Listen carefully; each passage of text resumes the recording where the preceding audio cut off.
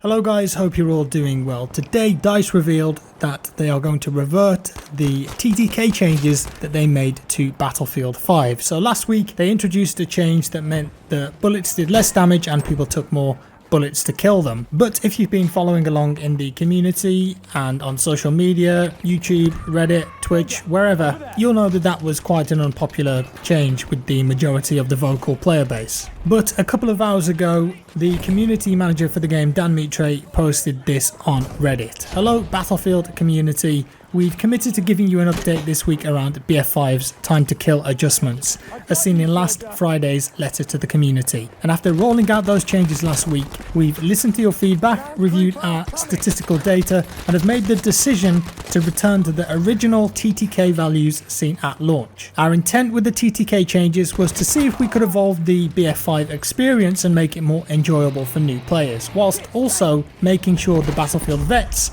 have a choice with a more core experience suiting their preferred playstyle. Clearly, we didn't get it right. Veteran players didn't ask for the change, but as game developers, we took it upon ourselves to make those changes based on extensive data and deliberation. It truthfully wasn't an easy decision for us. It's important to acknowledge that we have a challenge bringing new players into BF5 and onboard them to become more experienced Battlefield players. It's been a challenge across our games for a long time, as many will know, and becomes even more important for us to improve upon our post-launch experience with consistent updates to the game through the tides of war. Our desire to service a game that caters to old and new players will continue. How we get it right isn't easy, nor will it be quick, and we appreciate when the community comes together and helps us on this journey. We have learnt a lot over the past week. We've gained clarity on the issues you've shared with us around time to death. We've identified imbalances in weapons and have recorded real-world data on how TTK changes our game and impacts our players. With that knowledge, we have a better idea of how to improve the game going forward, and have already begun taking steps to improve the experience for all our players,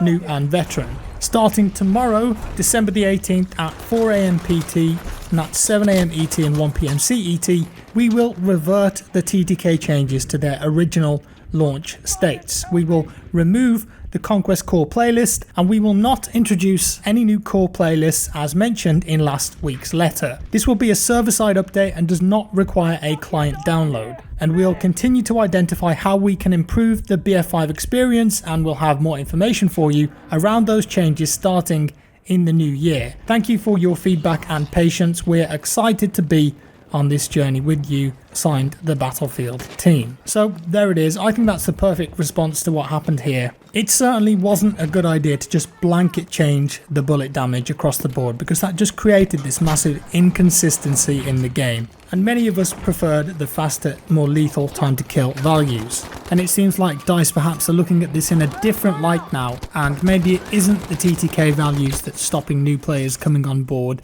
and perhaps all the other bugs and issues and frustrating things with the game that might turn new players off. So as of tomorrow, everything will go back to the way it was before. Does this fix all of the problems with the game? Definitely not, and some of the weapons in the launch TTK are still going to be overpowered. Most of the medic weapons are still going to be kind of useless, and I think that all of the weapons really need a bit more attention into what their role is and where they fit within the class, and just overall balance of the game. Because some things like the KU7, the M1, the 1907 and the STG are still going to be very good guns with the original TTK. And I don't think we're going to see any substantial changes based around that until maybe in the new year, because like I said in the previous Battlefield 5 video, DICE are going on holiday in a couple of days, and I don't think they're going to be back there until maybe first or second week of January. But at least over the holiday period now, we're going to go back to the launch TTK, which most people enjoyed.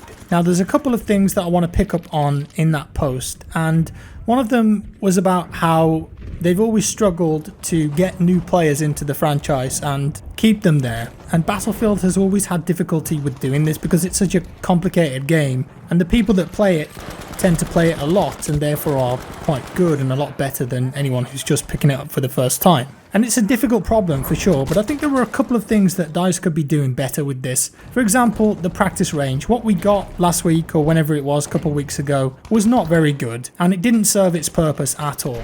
If they really want new players to stay in the franchise and be able to practice, then they need to build something to facilitate that. And I've talked about this before, have some kind of simulated multiplayer environment, tutorial, a single player version of multiplayer with lots of different setup scenarios, how to use different gadgets, how to use vehicles and tanks, individual scenarios like how to play assault. What do you do when you're an assault player and you come across an enemy tank? You get your anti-tank grenade, you get your Panzerfaust. What do you do when you're playing a support and someone needs ammo?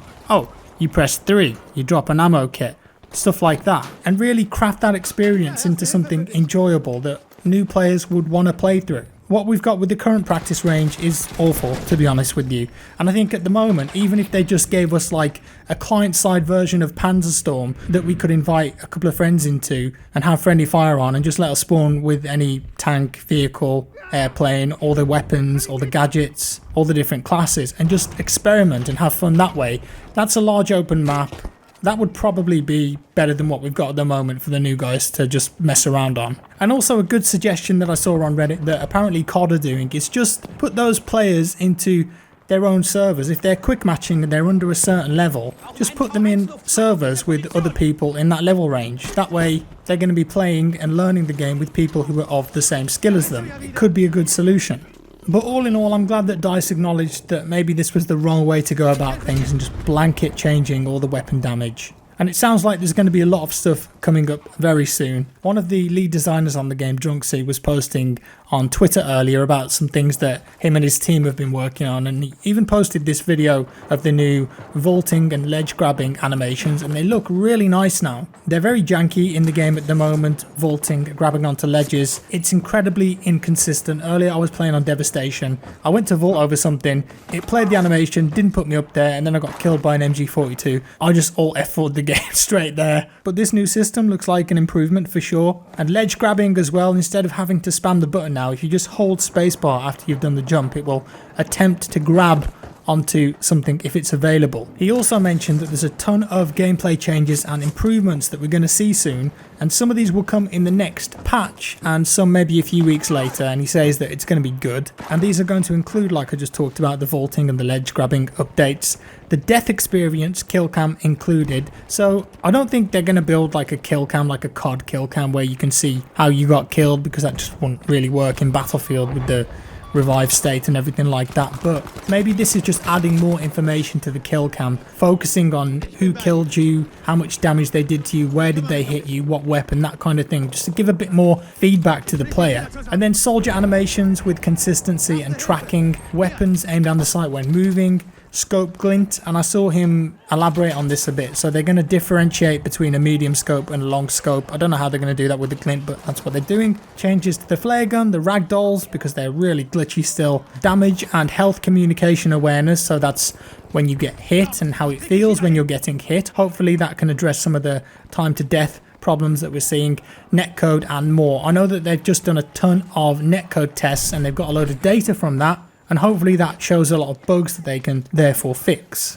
And he also mentioned that enemy footsteps are being worked on too. I know a lot of people have said that they really struggle hearing enemy footsteps in this game, so hopefully they can come up with a good solution to that problem. And that's about all I got for you today, guys. So I think the majority of the community are going to be very happy with this. The player base really enjoyed the launch TTK for the most part, and that's going to be reverted tomorrow, so that's something to be happy about. And I think it's a really good job that DICE reacted quickly to this rather than leaving it, because if they didn't, then we could have been stuck with the new TTK values over the holiday period while everyone was off work. And I think if that would have happened, then a lot of players who loved the game when it came out would have either been very vocal about being stuck with it until maybe mid-January, and also just not playing it because they aren't enjoying it as much. And obviously the more players we have there, the better. It would have been very damaging for DICE if they just ignored this, but they did the right thing here, I think. I just hope that they can look at this and improve communication, and before they roll out a big change like this in the future,